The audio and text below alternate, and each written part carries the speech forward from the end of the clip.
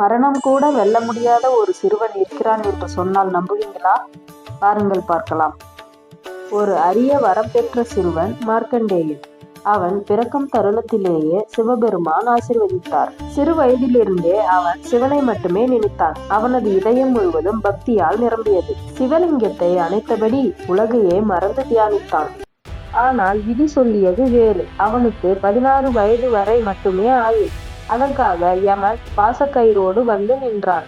யமன் பாசக்கயிற்றை வீசினான். ஆனால் அதிசயம், கயிறு சிறுவனை மட்டுமல்லாமல் சிவலிங்கத்தையும் சேர்த்து சுற்றியது.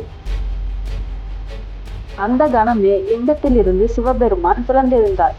கண்களில் தீக்கொளி, கையில் திரிசூலம். ஒரே அடியில் யமனை நிலத்தில் வீழ்த்தினார். பிரபஞ்சமே நடுங்கியது. சிவன் தன் பக்தனின் முன் நின்று காப்பாற்றினார். மார்க்கண்டேயன் தன் தெய்வத்தை பார்த்து புன்னகைத்தான். சிவபெருமான் ஆசீர்வதித்தார். இனிமேல் நீ சாவற்றவன். அதுவே பக்தியின் சக்தி. இன்று கூட மார்க்கண்டேயன் கதை பக்தி நம்பிக்கை கொண்டவர்களுக்கு அச்சமற்ற வாழ்வை தருகிறது.